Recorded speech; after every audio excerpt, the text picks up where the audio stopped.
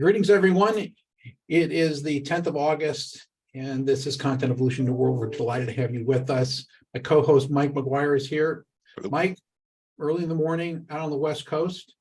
Not too bad. We This is actually reasonable time, and I'm not the only one on the West Coast. So we're all used to it. That's right, but I just your neighbor is here. Our guest speaker, Chris Shipley, just discovered. Actually, an old colleague. I'm not talking about age. I'm talking about our time to collaborating, and I'm just going to say something before we get underway. My thoughts this morning are with Tim Beharan and his family for the loss that they're experiencing in Maui. It's just they're just grieving for what's happening to some of the places that were home and ancestral, right, to their family. So all the best to the Beharans. Okay, so we're delighted to have Chris Shipley with us. Chris is the co-author with Heather McGowan of The Empathy Advantage, and this is actually your second book with Heather, right? You had another one Advantage book prior to that. What was that? The Adaptation Advantage. Adaptation Advantage, right? And did you discover along the way in adaptation that empathy was one of the key ways to adapt? It is. We wrote the Adaptation Advantage, and we started working together in, I think, 2016 on kind of topics around the future of work. And we wrote that book, finished it in December of 2019 with a launch date of early April in 2020. And as you do with publishers, you have all sorts of plans for how to launch a book and where to do speaking events and book signings and all of that kind of effort. And then this pandemic came along and changed everything. And so we had to think about what does a digital virtual book launch look like and adapt.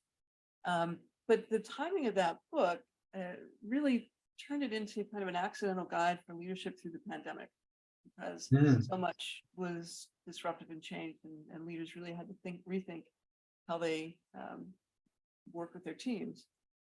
The Empathy Advantage kind of grew out of our experience across the last 3 years as teams, leaders really recognized that, as we believe, what got you to your leadership position going into the pandemic is not going to be the same skill sets that allow you to lead coming out of it. And so the Empathy Advantage really was a product of that kind of how to lead now after the pandemic. I can't say that I'm happy about some of the things that changed during the pandemic, because a lot of the world that you and I participated in, which was very virtual, right? Because we're kind of ahead of the curve. The rest of the world caught up. It was cool, right? To not have to jump on airplanes and go all over the place. And there's a certain amount of muscle memory now where people are remembering that, and maybe you'll be able to share how empathy, transmits in ways that are not always physical now. So I'm looking forward to hearing about your view of the book. I understand the arc of it, and I've certainly dipped into it, right, on my Amazon Kindle, and it's a great read. I hope all of you get an opportunity to read it if you haven't done that already. I'm sending out links after this to make sure that you know how to buy it. All right. So, Chris, I'm going to let you unpack a little bit. Then the format of this is, after you've shared your basic thesis, we're going to go to questions, right, from me, Mike, and the others who have gathered. So we're delighted to have you with us today. Well, I'm thrilled to be here and to reconnect with you and Mike and meet the rest of you. It's been a long time, and now that I know that Mike and I probably pass each other while walking our dogs in the park, we'll just have to pay closer attention to that. And you can bring Jim Louder back with you. I think there's quite a neighborhood here. You Let bet. me, I'm just going to share a few slides, not to belabor anything, but maybe just to give us some context for our conversation. And then, you know me, I just love to have this be a conversation and discussion more than a presentation. So let me give you just a couple of thoughts here. And really it's about what has changed when we think about so many things that are affecting the trends that are affecting the workplace. The pandemic didn't cause them, but it certainly amplified them. And you just mentioned it, how much people are catching up. Kevin, I think if I'm remembering correctly, we got about 5 years of fast forward adoption of digital workplace in about 5 weeks in the early pandemic. Companies that said, oh, we're never going to support a remote workforce and this digital stuff, yeah, we'll get around to it, suddenly had to. And so we saw this rapid adoption. And I think it's changed a lot of the way we work as teams. So when we went into the pandemic, we kind of, I think most people kind of did was the professional life, and this is my resume. It's the things that I do to promote and advance my career. And then we kind of had this other bubble that was our personal life. I think of that as your eulogy life, right? The nice things that people say about you and the way you lived your life once you're gone. But those things were largely separate. We all then were sent home to work from home. Many people were parenting, dealing with multi-generations in the household, trying to juggle work life and professional or personal and professional life. And those worlds came together, and people found a way to rebalance. They rethink what was the role of work in our lives. How does it recenter? How are we recentering our lives around what's important to us, with work being an integrated part of that, not a separate piece of that. So I think that was that kind of the existential crisis of a pandemic really caused us to put our lives first and build a work life around it, which is kind of the complete opposite of what most people did going into it. I think the other thing that happened, though, is that because everyone was distributed in their homes, and many people took advantage of remote work to go live in interesting places or maybe move closer to family, but somehow change their locus of work. Organizations, leaders had to really trust their people, right? They had to give them the agency and the autonomy to get their work done as best suited the other conditions of their life, where they were, who they were around. And we basically trusted people to do the work. We made them accountable for that work. We also created an environment where people became much more engaged with work. And this number we just recently uncovered is 79% of people who are working autonomously, working with their own agency, are much more engaged with their work than folks who are sort of, I would call it, more directly supervised, directly, some people might refer to that as micromanagement in the worst cases. But we've now come back to the office. Many people do. There've been these mandates to return to office, and we're seeing some really interesting shifts, and they're not really very positive, right? We've got a workforce that, we're finding it difficult to hold roles. People are leaving their roles if they find that their values and their need for their work-life balance isn't fulfilled by the work. They are leaving and jobs more readily than pre-pandemic. We're seeing a drop in productivity post-pandemic, and lots of questions for why that might be, but certainly return to office is getting some credit's not the right word, but some blame for this drop in productivity. I think the things that are really most frightening, though, are the losing faith in our leaders. This drop in our trust in our leaders and our engagement with our work. And engagement has never been super high, which is kind of a whole nother conversation we can dive into. But it's dropping now in a way that's, I think, should be quite worrisome, especially employee turnover numbers where they are. So these are, I think, real issues for leaders and questions that we need to start to think about. How might we take a new approach to leading people? What does it mean now that, as we say in the empathy advantage, your workforce is empowered, and people went home to work, to do their job. They were trusted to get their job done. They had agency and autonomy about how they did their work. And now many organizations are reverting back to a pre-pandemic work style that asks workers to give up that autonomy, give up that trust. And once that toothpaste is out of the tube, you can't put it back in.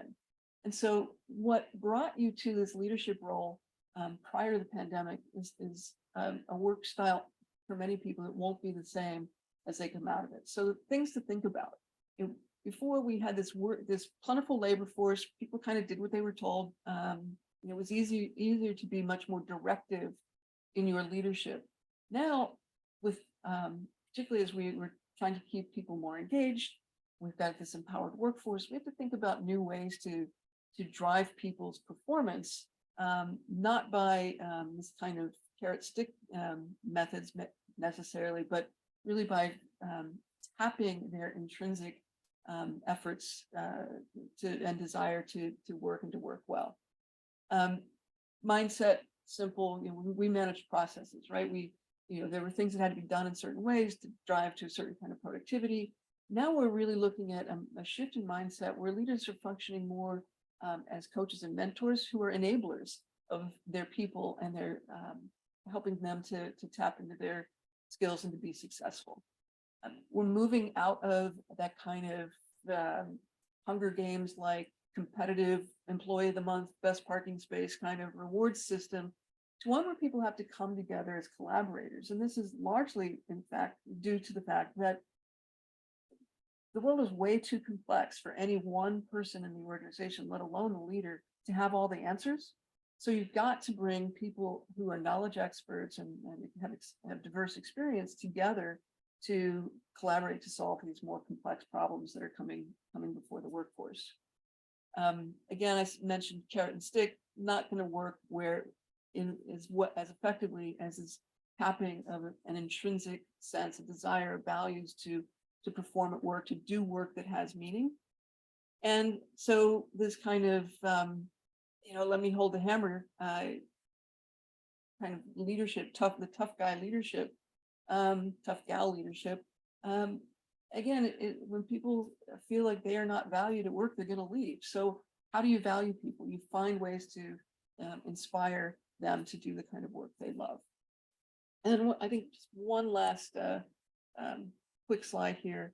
So what does this new model look like for leaders? What are we expecting of them now? We used to hire people, you grew through the ranks because of your expertise, because of your tenure. Now we're really looking for people who have who are much better connectors. We often talk about soft skills, which frankly, I don't think are soft at all. They're really quite hard to tap and cultivate, to actually be a connector, a coach, a mentor, to really understand your people and help them be their best.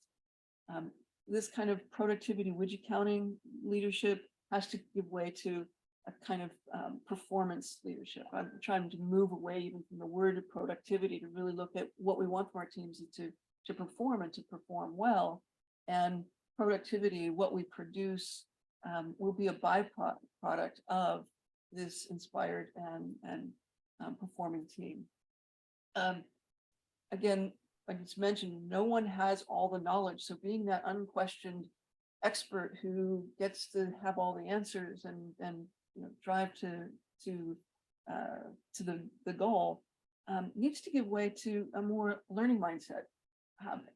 It's really difficult if you're in a leading position to say, I don't know, but it is so a powerful thing to be able to admit with your team. I don't know, but let's find out together. Let's grow and let's understand this problem from many dimensions. Let's all bring something into the organization and into the task of solving.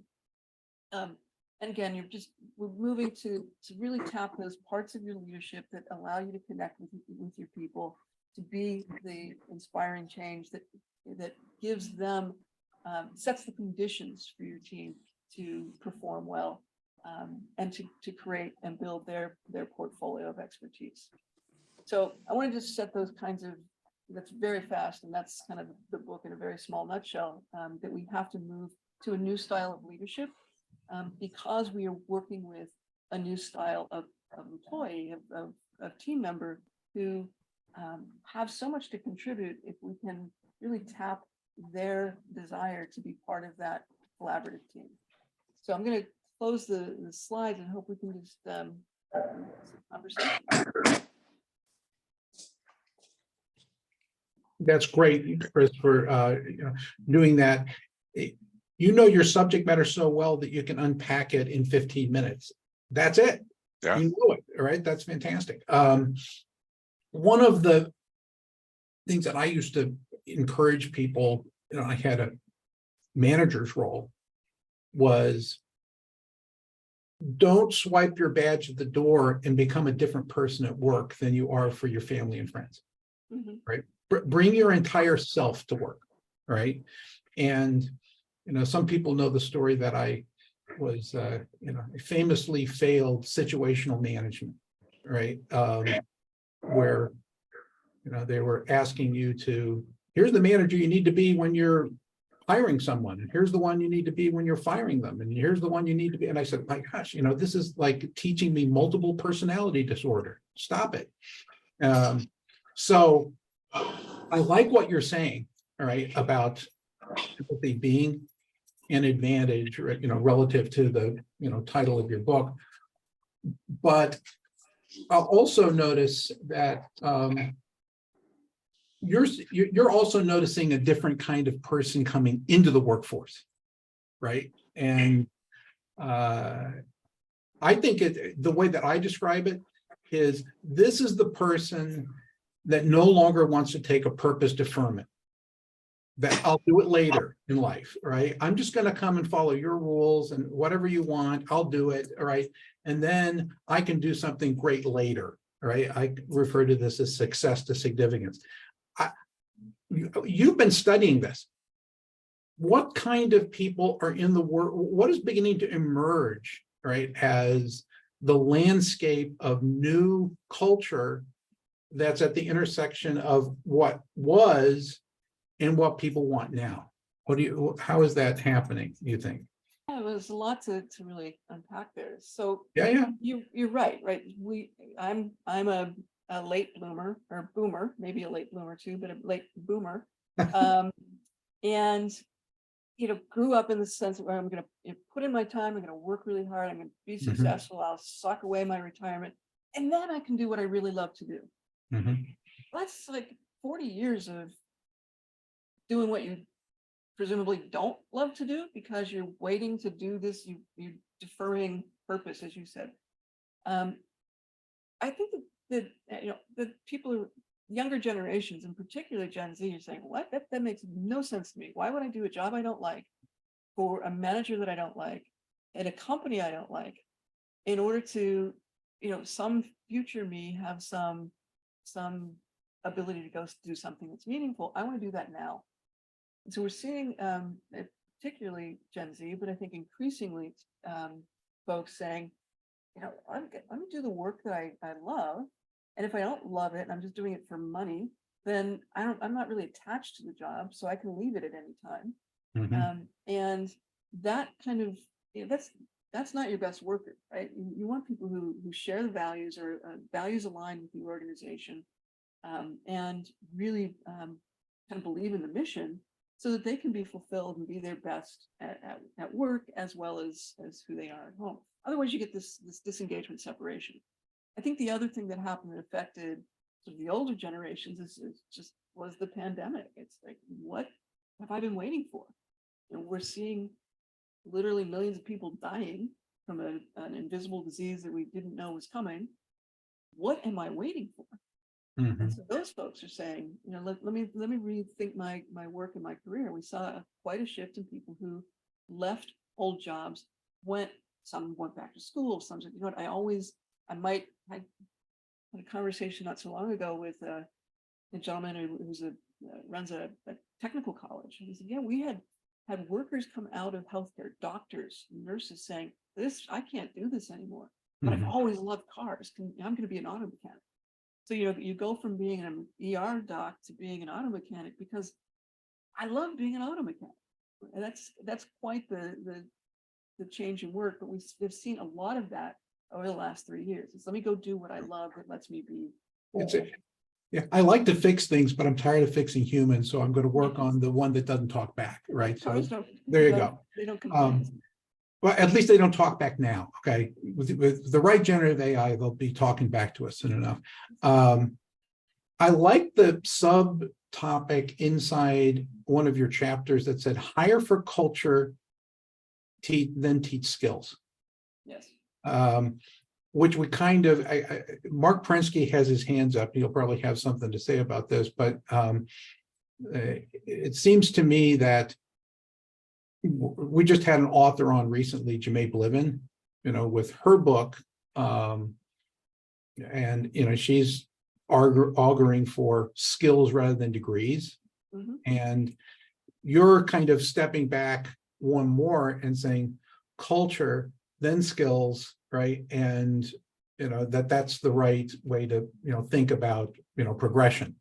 So unpack that quickly, and then we're going to go to Mark, and then to my co-host Mike, and then others. Okay.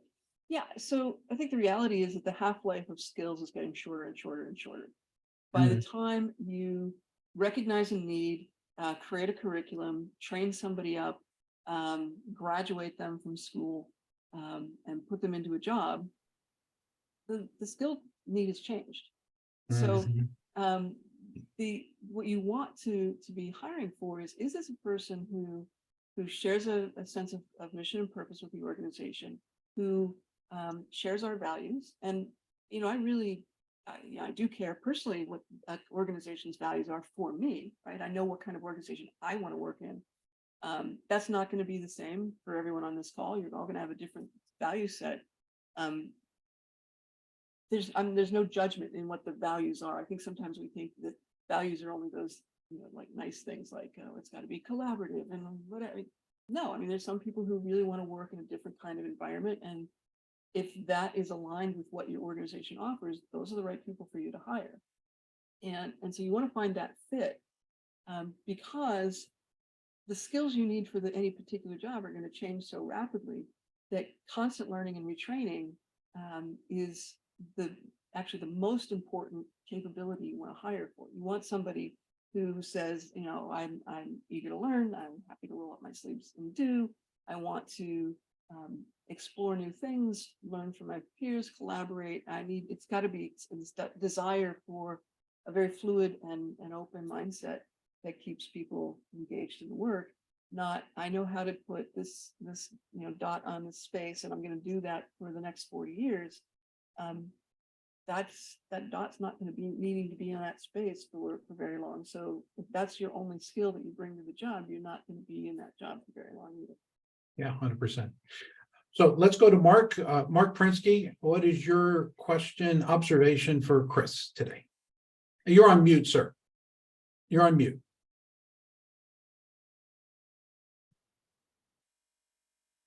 We cannot hear you, Mark. We're going to have to, we'll come back to you, Mark, as soon as we can hear you, because right now we cannot. Okay, There you go. I found my Zoom window. Okay. Your window's open. Rewind. I was trying to set something up. There are so many things that I love to talk to you about, Chris, because I really believe what you say. And the questions that I have are always around young people, because that's what I focus on. And the thing, when you showed the two slides with the black and the blue sides, my question in my mind was how much of this is aspirational and how much of this is real? And if it's real, is it real only in a narrow set of places as opposed to the whole world? So that's something, because I put this to kids. My kid who just graduated from high school, started in the pandemic. When he worked remotely, he didn't do anything. He worked from his bed. He didn't care. He really said, wow, what a gift. You know, I can be a slacker. And then he rudely got back to high school for his last 2 years, and he goes to Gunn, which is a tough high school, and he suddenly found, oh shit, I gotta work, you know. And so I wonder, so the real question, the first question I asked is, if you had things like school or work or stuff that people do because it's needed, then you make that remote, will that lead to more slacking? And therefore, there's even more of a need to match up what you do with what you love. Well, first we have to all learn how to wear pants again, right? So there's that problem. I wanted to. I'm still not wearing pants. No, never. I've threatened for the last 3 years to write an essay called "Authentic from the Waist Down," because we're all sitting in sweatpants and you know, but we've got our Zoom shirts on. So I guess I'd question your definition of slacker. Just to ask, was your son successful in his studies? Was he keeping pace? And he didn't get the grades that he got when he suddenly came back and was forced to apply himself. So there's a question there of what's how, I mean, I'm not gonna you know, try to overanalyze your son's education. I think a lot of teachers and parents really struggled with how do we work in this model? How do we keep our kids you know, learning and engaged when in fact they can lie around in their knickers in bed and not really have to feel like they have to do the work. You know, you still have to do the work is the point. But that's the analogy. I'm sorry to interrupt. That's the analogy, is that the reason he didn't work is because he thinks school is bullshit. I think school is bullshit. I don't think that you have to do this. And a lot of what we do at work is bullshit. We probably don't have to do this. So that's where we're coming down to, is do we need to change what work is, in a sense? Yeah, I think we do. I think that the idea that work is work because I can see you sitting in a cubicle and therefore I'm leading you is kind of a bullshit construct. Whereas to say, you know, listen, what are you interested in learning? What are you interested, you know, to your son, or what are you? This is this work that we have to do. This project that we're trying to come together to create with the goal of this kind of a learning outcome or a product or services outcome, a business outcome. Let's keep our eyes on the outcome. What do we need to do and contribute to get that done? And for some people, that's going to mean I want to be in the office and I want to be shoulder to shoulder and in a room with whiteboards and drawing and whatever. For others, it's, you know what, I'm going to go do the research and I can do that in my knickers on my bed at home, but I'm going to deliver the research that's required for the rest of the team to do their piece.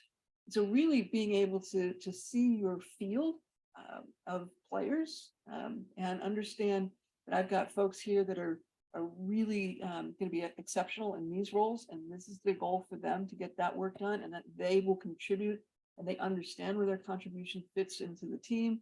And it's a lot harder to lead now, to be really honest. I think you could be a leader pre-pandemic, put on your you know, business suit and go into the office and drink a coffee and host meetings so that everyone felt good about something.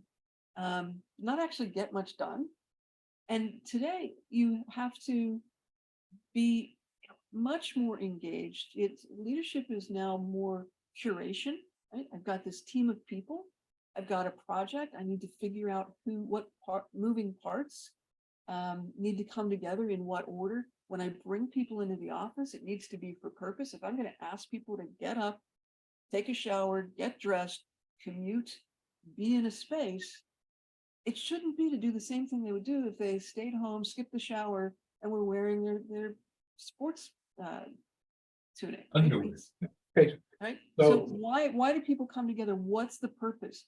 One of the things that I think we say it in this book, we've talked about it with other folks since then is the idea that you should just stop having meetings. Have reviews, have planning, have something. But the idea that we're going to have a weekly meeting and we're all going to sit in a room together or sit on a Zoom together to do a round robin to howdy doody everybody doesn't have much purpose, right? But when we say we're going to have a review of this project, everybody prepares for that a little bit, right? They do their homework and they come to that meeting, that engagement, that review, ready to participate. So even simple things like changing the way we talk about what we do together changes the expectations, sets the expectations, and changes the expectations. Well, So it's we're funny, gonna go Chris. to Mike next. Go ahead, Mike. Thanks, Kevin. Chris, I'm diving into the book and I love it.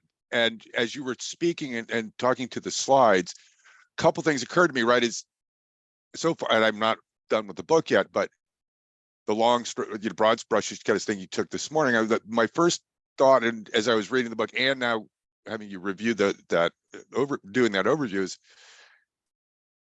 part of what I observed both before and after the COVID, especially when I was at my last job, managers were freaking out because they couldn't see anybody. They were trying to, their version of empathy is, if you're not feeling well, take some days off, let us know, etc. And the management was freaking out because their spreadsheets weren't filling out like they normally did, those tools that they use to manage individuals. And I'm struggling to see, how do we, this is about changing managers as much as, as far as I can tell in your book, how do we incent managers from the C-suite, so to speak, to incent managers to start maybe not adapting your every principle in the book immediately overnight, but moving more towards that more collaborative viewpoint? Because I think a couple friends of mine, so we have that issue, right, which is how do we get management to incented to do this? And because you're describing, a set of important changes that I think is going to are very hard for a lot of managers in big organizations to make.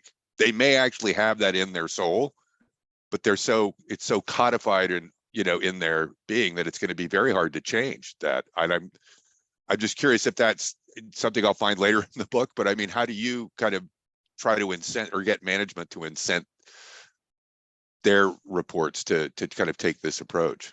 Yeah, so it's challenging, right? Because we are in search of new metrics and we don't have them yet. So the three things I think that do matter and to managers, leaders now are: one, can I hire and retain people, or am I in this constant loop of watching my people leave? And why are they leaving? Generally, people are leaving because they don't like their boss. They don't like the way they're managed in an organization. By far, it's not salary. It's not the working conditions. In most cases, the leadership of the organization is failing in some fashion. So you're going to be on the hire, retain treadmill forever unless you change your style. Secondly, your team collaboratively is going to be more successful, and their success is your success. And recognizing that my success now is inexorably tied to the performance of my people. Mm-hmm. And then the third is just self-satisfaction. It's actually a lot more interesting work to be engaged with real human beings than is, at least for most people, than to walk into your office and be an asshole all day. Right? So enjoy, and you will enjoy your work more. But that's not what we have been telling people leadership is, by example or even by training. Leadership is standing firm and tough and knowing the right direction and having all the answers. Well, that's you can't do that anymore. People will leave. You don't have all the answers. Admit it. It's okay to be a little bit vulnerable. I think one of the things that has struck me the most since this book has come out, and the kinds of conversations like this that I've been having, people seem to think, not everyone, but many people particularly people who've been in leadership roles for a number of years, seem to think that leadership is this I have to be a soft pushover. I have to be nice to everybody. I don't want to be nice to everybody and get away with these slackers not doing their jobs. Why are you asking me to expect less of my people? Mm-hmm. That is a really inaccurate view of empathy. Empathy is not to say, in fact, empathy is not to say, it's okay, you can go home early. I know you're having a bad day. Maybe you drank a little too much last night. You want to just sit in the corner and take a nap. That's okay. That's crappy leadership, right? And it's not Right. empathetic. Empathetic is to say, come on, kid, we got to sit down and have a conversation. I want you to be successful here. And to be successful here, you're going to have to come to work and do these things. And that's actually hard to do, right? To have that difficult, kind conversation. Years ago, I was in an organization, and in so many ways, my manager was an amateur human being, but in this one thing, he was absolutely right. And it is not kind to be nice. If you're being nice without being honest, without being directive, without being really understanding a scenario, then that's a very unkind way to lead. So, empathy isn't about just being the nice guy and the pushover and letting people get away with stuff. Empathy is about, let me understand where you're coming from. What are the issues that you're wrestling with in your work, and maybe it's in your life outside of work, but let's figure out how we can accommodate and be really clear with each other what our expectations are. And if your expectations are, right now you're dealing with a sick partner who's going through chemo, I get that. So how do we make accommodation, understanding what the organization needs, right? Because that is your job as the leader, is to work out the performance that benefits the organization, but doing that in a way that understands that it's a complete person that comes to work. Well, thank you for that question, Mike. And do you have a follow-up before we go to Kyle? Yeah, I think one of the things, just one kind of a corollary I've noticed too, Chris, is, and I don't know if you're hearing this in your conversations, what I have seen in a couple of places with friends of mine is that the managers now they're not saying they're being empathetic, but now what we're seeing is they're trying to be collaborative, but it's kind of like, I was curious if you're sensing this, and this is maybe one obvious way, initial response management has in this particular transition. I don't know how to describe it other than because it's happened in my family. It's like, the dad that was always so busy then retires and now tries to insert himself into everything the kids are doing, right? Around, you know what I mean? And it's like, hey, we were doing this without you for the last 5 years. It's all good. Why are you now involved? And I think that's I'm not quite sure how to describe that, other than I just wonder, sensing if you're seeing that kind of some resentment from the workers who are seeing these managers try to be more involved and integrated. By the way, in Japan, there's an actual name for the retired male in the household, and it translates to human garbage, right? Because they don't have a role in the No home. intent, no They've been purpose. absent for so many years. So anyway, I just thought I'd throw that in for what it's worth. As an additional aside, a friend of mine, her father retired, and after a month or so, her mother said to her father, "Listen, I married you for better or worse, but not for lunch. You need to get out of here and go do something else." But yes, there is that. But that's, what you point to there isn't, that's a manager inserting herself into a role, himself into a role. I'm coming into the office and now I want to be involved, so I'm going to Be muck up involved. everything you've been doing. I'm going to be involved, right?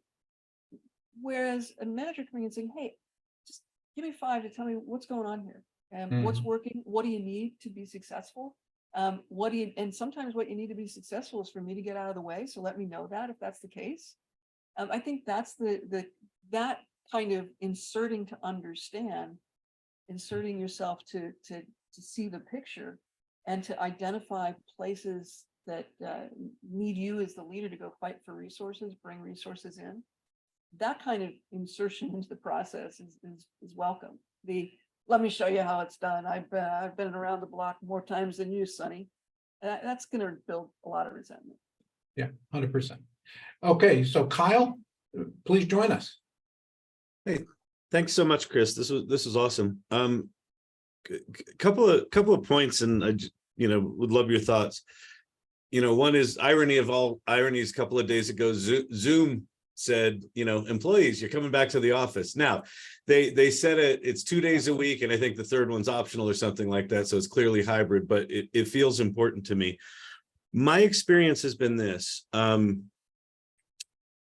I feel like when we first went into lockdown, in a great sense, it was revenge of the introverts, where people that hated being around people were like, I'm living my best life. Woo! And for us extroverts, it was like, where did the people go? Hello, is anybody there? And long term, the impact that it's had on my business, and we're small, we've got 6 full-time employees and an outsourced tech team. So, we're still at that family stage, right? Where, once you get above 12 or 15, it's no longer a family. We're still a family, but it doesn't feel like a family anymore. It feels like Storyvine is now a set of to-do lists with check-in meetings on Zoom, or we use Google Meets. And I feel a very palpable lack of connection to the whole. And this could be a leadership thing, but for me, there's a subtlety to knowing the temperature of the business when you can walk by someone's desk and read their body language. That's gone. And so I get that we're not going back to the way it was before, but at the same time, I feel like I feel like I'm in mourning for the humanity of my business. And I don't know that there's a question there, but I'd love your thoughts on that. No, well, I love that you use that word mourning, because I think we've not collectively paid enough attention to how we really feel about this change, right? Yeah. I mean, some people really are mourning. They've lost, in the traditional sense, right? They've lost loved ones over this last few years. People are mourning the loss of the workplace, as we've just talked about. I think we have to, as leaders, really own that this is a big change, right? And our instinct, by the way, is to say, okay, that was all behind us, right? We talked to Laura Spinney in our book, who she wrote I can see it on my shelf here, quickly find it, but she wrote about the last pandemic, the 1919 Spanish flu. And what she says is people, because we all experience it, people want to forget it, right? We go through that trauma, we just want to forget it. And I see that more and more as I'm out about in the world. People just kind of like, oh, that was so yesterday. But I think we're still absorbing a lot of loss and change. And it's important to acknowledge that in the workplace.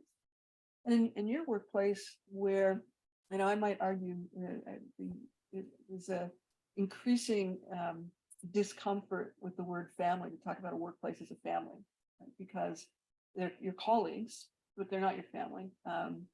But you have this very collegial sense, right? But you're probably not going to put your coworker through college, or do the kind of things you have to do for a sibling or a child or a partner. So just that word has come up a lot of times. But what you're missing is the collegiality. How can we be collegial at a distance? What do we do? Can we do that? Right? Or do we need to come together for that? And if the answer is we really do need to come together, then do that with much more purpose than simply, I need to see you, right? I want to have that water cooler chat, because Kyle, you can pick up the phone and call any of your colleagues and have that hey, did you see the game last night conversation that creates some of that collegiality that then leads to, oh, by the way, I'm really behind on my numbers, kind of stuff that susses out the condition of the company that you've been doing. When you do that in person, you're doing that as you're learning layers of something in a conversation that might have started by talking about, did you see the Barbie movie, turns into, oh my God, I really need your help on this project, right? That's what we do in a workplace when we're in person. When we ask people to come back to the office, there has to be purpose to it, right? We're coming to the office for this reason. If you're coming to the office to do the exact same thing that you could do at home, you're going to build resentment over time. If you believe that it's the creative collisions in the workplace that make it so magical, then create a condition for that magic when people come together. The expectation of being in the office on this day is about this magical collisions. And so we're going to do things that are creating the conditions for that to happen, rather than do things that are, you're all going to come in and go to your separate corners and cubicles and go back to work. That's more effort for a leader, right? Because before we just like come in, count noses, make sure everybody's in their place, have a meeting, have everybody give their daily stand up, and go read the sports pages. Well, that's now you're planning, you're giving agendas and giving assignments and having people come into work to do these very specific things that might seem crazy, because we're all going to come together and, I don't know, bake bread or something, or share something you learned how to do. I was just at a retreat, and every morning a different team made bread for the rest of the team for lunch. And I was like, this is kind of weird. I don't know why we're doing this. And it turned out we learned so much about one another, about how we thought about problem solving, about what skills people brought to the literal table by doing that we would not have learned otherwise. And so as a leader, again, you're inventing new ways for your folks to have these creative collisions with purpose. And that's harder than just, doing a head count to make sure everyone's in the office. All right, very good. We have Mark is asking another question, and then we're going to go to Kelly Murray. I have a specific question for her to ask you. All right, Mark, your question for Chris. Okay, I'm off mute. I posted something about Jobs and Musk, and one of the things that Jobs said, that Musk says, which I really love, he says, people have to love what we're doing overall. They have to love what they do every day, and they have to feel fairly compensated. And those are his 3 rules. What I see is there's a mismatch in most places between the leader who wants to get corporate stuff done, right? You want to make your numbers, you want to do whatever you're supposed to do as a leader, and the workers who very often just say, I want to get paid.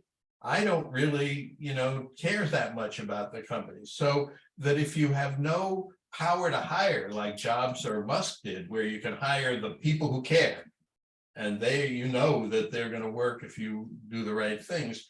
So I see the issue as really this kind of structure of business where people get jobs for money that they don't particularly like.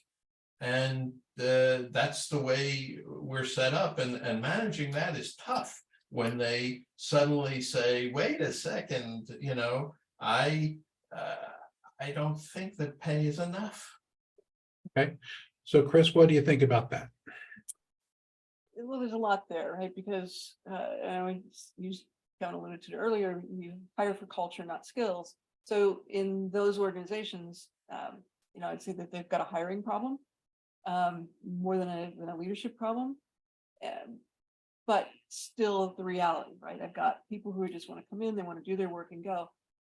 It does require a different, and I think more empathetic leader. Even somebody who's just coming in to make their paycheck has a richer life, we would assume, than just putting that paycheck in the bank and waiting to get up and do it all over again tomorrow. So what is that? How can you turn that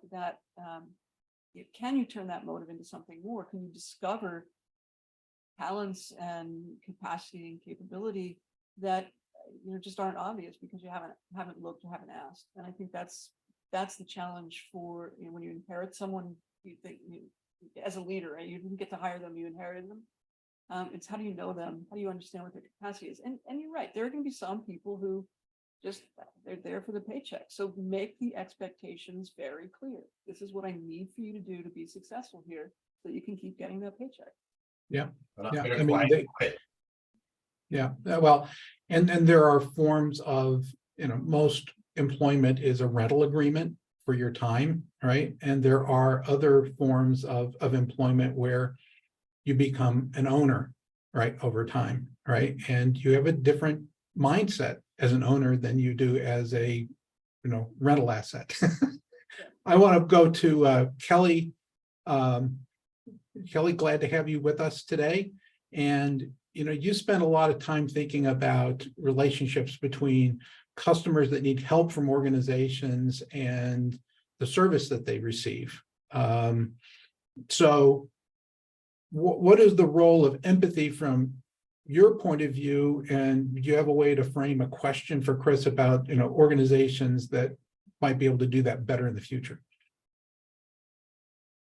I do have a question for Chris. I'm not sure it fits exactly in that bucket. Hey, but you go anywhere you want to go. I just wanted to set it up. So I work with an organization called the Consortium for Service Innovation, and we work with about 70 member companies who are largely interested in knowledge sharing from a high-tech support organization standpoint. And so we think about the way work has changed and the way we can work better together usually from three different perspectives, right? The idea of the knowledge worker, the frontline person who's providing customer support, the manager of those knowledge workers who's really gotten the short end of the stick in terms of what we have asked them to do in terms of managing to numbers over time, that they're really having to they're living in a world where they're torn between the knowledge worker and the executive that's asking them these questions. And so, and that's that third perspective and that third sort of audience that we work with. And a couple years ago, so mid-pandemic, we had conversations with members about how we might build more adaptive workforces and how we would nurture those as leaders, and have published publicly a very short paper about the ways that we might need to change our leadership style. And I have resonated so much with everything that you have said today, Chris. I'm very interested to poke around about this book, because I think the purpose sort of our leadership, at least with the people that I am working with these days, it's very much about helping people understand why we're doing what we're doing, as opposed to doing the micromanaging or the what. Right? We hire the best and brightest, and traditionally we have shoved them into boxes and said, you can only do this little bit. And so what would it look like if my job and my role as a leader was to say, this is what we're trying to get done. This is why we're doing what we're doing.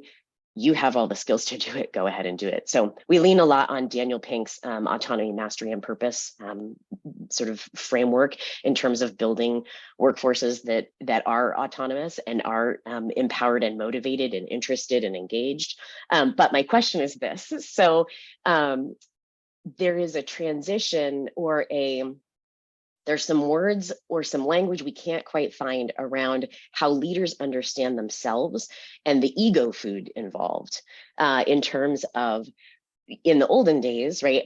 The way that I got juice as a leader was I have 6,000 people working for me, and that means I'm a badass, right? And so transitioning this idea to I'm working on interesting things, and I'm empathetic as a leader, and I help people understand the impact that they're having and the role that they're playing. And now people look to me as a leader.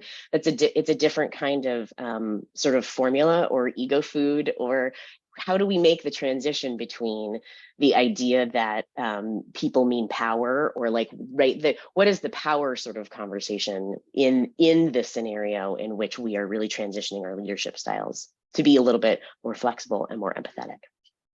Yeah, that's a fantastic question, because I think it really gets to the core of it, right? What's in it for me as a leader to make these changes, right? And I think that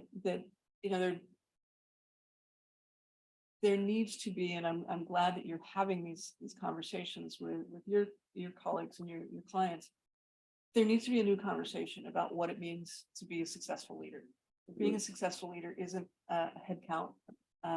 It may or may not involve a financial reward or bottom line, but it's a what have we accomplished together? Right? Is a successful coach the person who, over the course of a career had lots of kids come through his gym, or and maybe that is right. If those kids now complete college and they didn't before, that's the success metric, right? If those kids, if a Michael Jordan comes out of that, wow, look what you helped cultivate, is one kind of, it's not, boy, I coached 1,000 kids over the last 30 years. It's I worked with these kids and they completed college, and they went to college. I work with these kids, and we got 2 professional athletes who come and give back to the community. It's like, what are we measuring, right? And I think as long as we're saying, well, you're very successful because you're the head of a 3,000 person company, good on you. You know, it's not really that hard to hire a bunch of people and count your leadership that way, right? It's a lot harder to say, look, our team came together and we created this new thing. We spawned an industry. Our people stay here longer. We have a great retention rate and high engagement scores because people love coming to work here and working together. As a result, our business performance has improved. You know, I think it's looking at different sets of metrics and realizing that you can reward people for being humans, and that actually is quite motivating. That I can come to work and actually be a human being and be respected for that feels a lot better than I have to come to work and, you know, grind it out with 3,000 people, but somehow I'm the boss, and isn't that great? Right? It's, I guess, you know, I love the phrase ego food, and the idea is, you know, how do you change the menu in a way that is far more nutritious and everybody likes dining out together. Yeah. We do a lot of talking about measuring outcomes versus activities. That seems to be activities are so easy to measure and fun to measure. Check the box. Yeah, and you know, we get what we measure, right? So if Yeah, we that's measure right. that Yeah. people are in the office, we'll get a lot of people in the office, but they're miserable and not getting anything done. How is that affecting performance? Yeah. It's commodity metrics when you're looking for transformation, right? And Mhm. they don't, you're dealing with 2 different currencies, right? All right, Chris, it was great having you with us. Any summary thoughts as we move forward? And I also want to find out, what do you need to get connected to next, right? I don't know whether you're writing a new book or whether you're, doing a different kind of research at this point, but if you need something from our community, this is a good time to ask. Oh, well, thank you for that. No, it's just great to see people I haven't seen for a long time and have a chance to connect with you.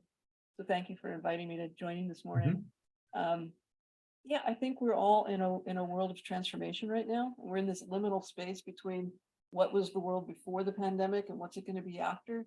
And I think we have the opportunity to emerge as more full, complete humans working with more full and complete humans. And it's hard because that's not what we're used to doing. Introvert or extrovert, we're used to, you know, ticking some boxes, and now we have to really tap who we are as actual living, breathing humans, which, by the way, has the advantage in a world that is facing so much change because of artificial intelligence and some of the generative AIs that we're seeing and worrying about. Turns out we're still really better at being humans than algorithms. So let's double down on being human. I am starting a new project, and it's a little bit daunting. A book project on my own, tentatively, or the working title of which is "Failure: A Love Story," and really looking at how failure shapes us and why it's actually a good thing, even though we rarely want to admit that we failed or are failures. So, if you are inclined to want to get a failure story off your chest, I'd love to hear it, or you think they're great examples. I'd love to hear those. I have more than a few. I'll hit you up on LinkedIn, Chris. It's usually when people get really, I didn't fail. When I proposed this, a friend of mine said, "Well, you're going to tell personal stories, right?" I'm like, why would I do that? You're telling me I'm a failure? And then I realized that is exactly the reason why I'm writing this book. A musician once had the best line about it. It's like, well, not like we intended to be successful and we're really smart. We just managed to fall uphill all the time. There's Chris, if I assume you know about it, but in the 90s, I think it was out of New York, there was a magazine called Failure Magazine. That this was their whole mission was to, talk about failure in a positive context. So it's worth looking up if you don't know about it. Yeah, Kevin probably knows this. I think they used to be not far from where we are, Chris. That company that was on 101. It was like Failure Analysis or something like that. They were right on the side of the highway, and they're you know, when the bridge fell down, those were the guys that would go show up and say, hey, the bridge fell down, here's why. Yeah. And I always thought that was a great name for a Yeah. profession and a company. Failure analysis. Excellent. I guess Kevin maybe had another lightning strike. Because he's rung off, but I'll take the baton from here to close out this call and just again say thank you very much, Chris. This was a lot of fun and very insightful. And I and my dogs will track you down in the Friendly Excellent. Acres neighborhood. I'll be looking for you. All right, everybody. Thanks very much. Take care. Thanks, everyone. Have a great day. Bye-bye.